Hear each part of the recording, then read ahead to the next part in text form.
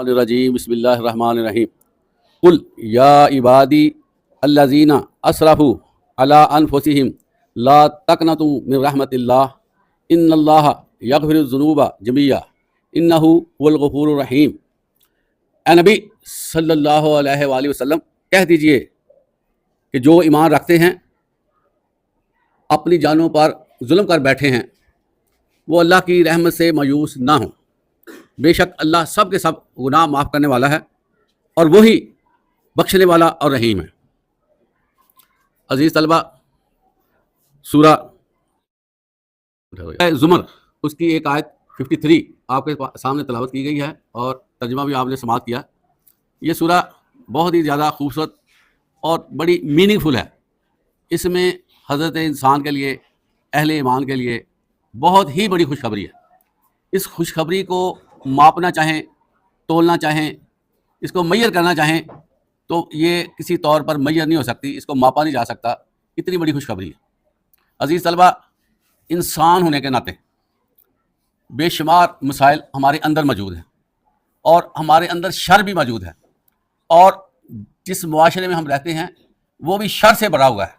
اسی طرح ہر انسان کے ساتھ ایک جن لگا ہوا ہے جس کو ہم شیطان کہتے ہیں۔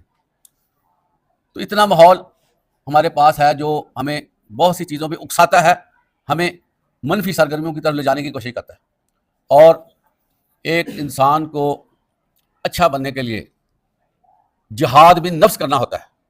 اگر وہ اپنے نفس سے جہاد کرتا رہے گا تو بہت حد تک بچت ہے۔ اگر وہ ذرا سا ڈھیلا پڑ جائے تو بہت ساری غلط باتیں اس کے ساتھ لگ جاتی ہیں، وہ عادتاً جو ہے وہ غلط راہوں پہ چل پڑتا ہے۔ اور بہت سے لوگ دیکھا دیکھی یا نفسی خواہش کی وجہ سے ڈسٹرب ہو جاتے ہیں، وہ پازیٹیو سے نیگیٹو کی طرف آ جاتے ہیں اور کمپنی ان کو برباد کر دیتی ہے۔ مختلف طریقے سے انسان جو ہے وہ سلپ ہو جاتا ہے۔ لیکن انسان کے اندر ایک بہت بڑی خامی اور ہے، اور اس خامی کی طرف اللہ نے اس آیت میں توجہ مبذول کرائی ہے کہ اے نبی کہہ دو میرے بندوں کو۔ اللہ نے خصوصی طور پر حضرت انسان کو اپنا بندہ کہا، خصوصی طور پر۔ یہ اپنائیت کی انتہا ہے کہ اللہ تعالیٰ اہل ایمان کو اپنا بندہ کہتا ہے، انتہائی پیار۔ کیا کہتا ہے اللہ کہ جن لوگوں نے کسی طور پر غلطی کر لی ہے، اپنی حدود سے تجاوز کر گئے ہیں اور غلط طریقے سے اپنی زندگی بسر کر رہے ہیں یا ہو چکی ہے اور بڑے بڑے گناہ کر لیے ہیں، جن کا سائز پہاڑوں جیسا گناہ ہے، میں آپ کو بتاؤں، اللہ تعالیٰ فرماتے ہیں کہ ان کو کہہ دو کہ میری رحمت سے مایوس نہ ہونا۔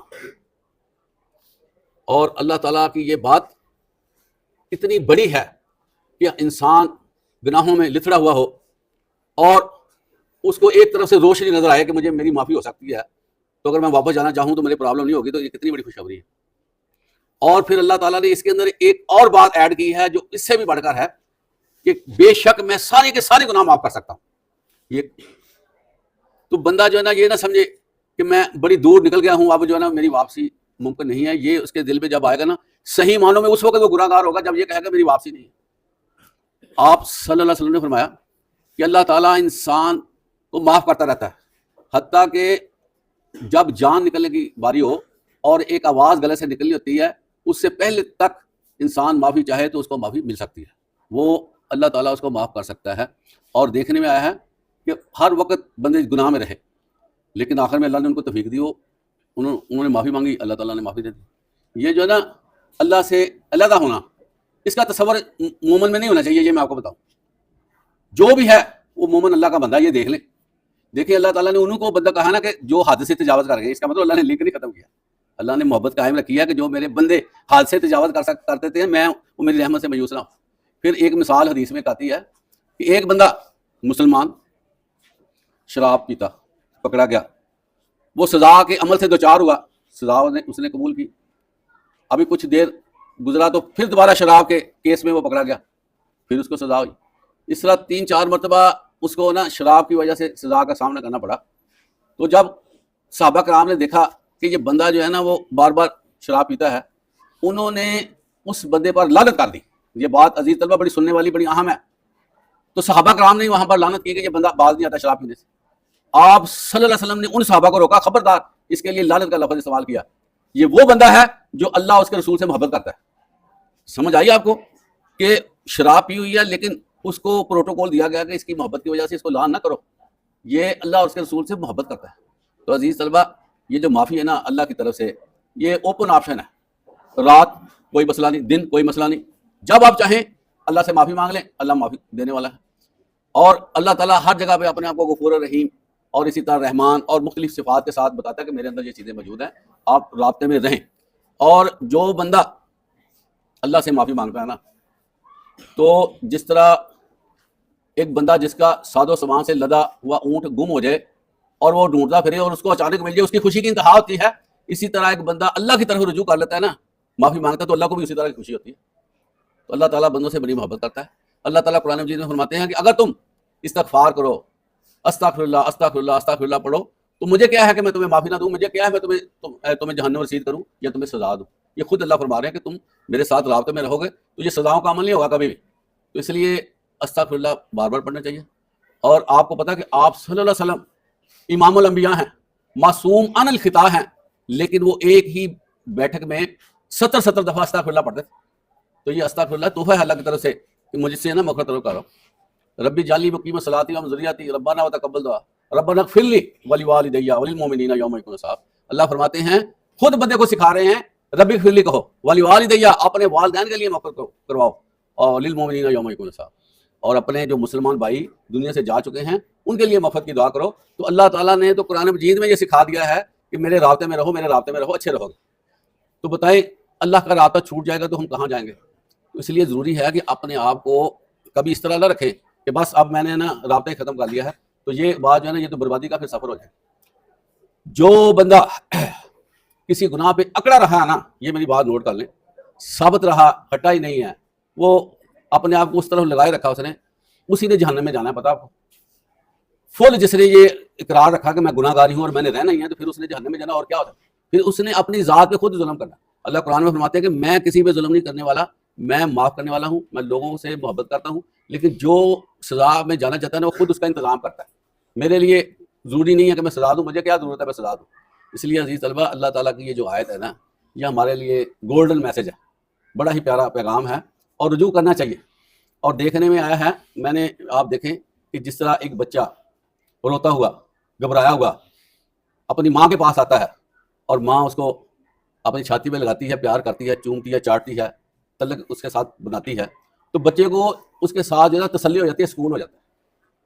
عزیز طلبہ، میں آپ کو صحیح بتاتا ہوں کہ اللہ کے ساتھ رجوع کرنے سے اس ماں سے 1000 گنا زیادہ مزہ آئے گا اگر ہم اللہ کے ساتھ عاجزی اور انکساری سے اور خلوص کے ساتھ تعلق بنا لیتے ہیں، رجوع کر لیتے ہیں، اور اللہ سے معافی مانگ کر اللہ کا جو گروپ ہے حزب اللہ جس کو کہتے ہیں اس میں شامل ہو جاتے ہیں، تو اللہ تعالیٰ پھر اس کو معاف کرتا ہے۔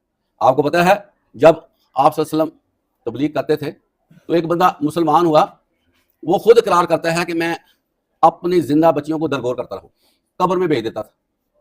تو اللہ تعالیٰ کے نبی فرماتے ہیں کہ جو بندہ صدق کے دل سے کلمہ پڑھ لیتا ہے نا، اس کے پچھلے سارے گناہ معاف ہو جاتے ہیں، یا کسی طرح کا بھی۔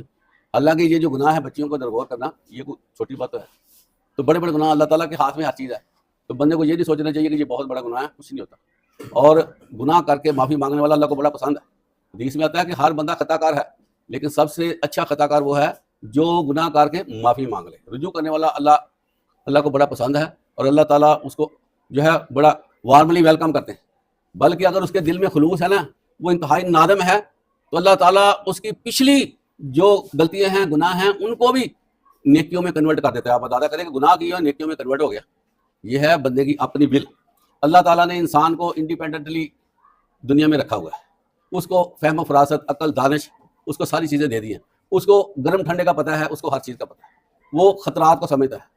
تو کیا اس بارے بندے کو نہیں پتا ہونا چاہیے کہ میرے ساتھ کیا ہونا ہے، میں کیا کر رہا ہوں؟ تو ہر بندے کو اندر ہی اندر پتا ہے کہ اچھی چیز کیا ہے، بری چیز کیا ہے۔ آپ صلی اللہ علیہ وسلم نے فرمایا کہ گناہ جو تیرے دل میں کھٹکے، جو تیرے دل میں وسوسہ پیدا کرے کہ یہ غلط ہو گیا، یہ غلط ہو گیا، کٹ کے جو نیکی کیا ہے، جو تیرے اندر سیٹسفیکشن پیدا کرے کہ میں نے اچھا کام کیا، میں نے آج بڑا پیارا عمل کیا ہے اور مجھے بھی اچھا لگا، میرے رب کو بھی اچھا لگے گا۔ یہ گناہ اور نیکی کا اللہ نے ایک پیرامیٹر دے دیا کہ اس سے تم اپنے اسیس کر سکتے ہو۔ اس لیے عزیز طلبہ، کوشش کیا کریں کہ ہمیشہ رجوع کیا کریں۔ ٹھوکر لگے تو اس کا مطلب نہیں ہے کہ بس اس کو سنبھلنا کرنا چاہیے کہ میں آگے ٹھوکر نہ لگے۔ آپ صلی اللہ علیہ وسلم فرماتے ہیں کہ مومن ایک ہی سراغ سے 2 دفعہ ڈسا نہیں جاتا، ایک گناہ کر لیا پھر وہی گناہ، یہ کوئی عقل مندی تو ہے نہیں۔ سب سے خطرناک گناہ وہ ہے جس میں دوام حاصل کیا جائے۔ دوام سمجھتے ہیں مستقل گناہ کرتے رہنا، اور ہمارے بہت سے بھائی ایسے ہیں جو گناہ پہ لگے ہوئے ہیں، لگے رہتے ہیں، باز ہی نہیں آتے۔ اب اس کا حل کیا بتائیں؟ اس کا حل پھر نظر نہیں آتا کہ کچھ جو ہے نا ان کے ساتھ کچھ بہتری ہو سکے گی۔ اس چیز کو بڑا دیکھنا چاہیے کہ ہم خود نہ اپنی جان پہ ظلم کریں، اللہ ہم پر ظلم کرنے والا نہیں ہے۔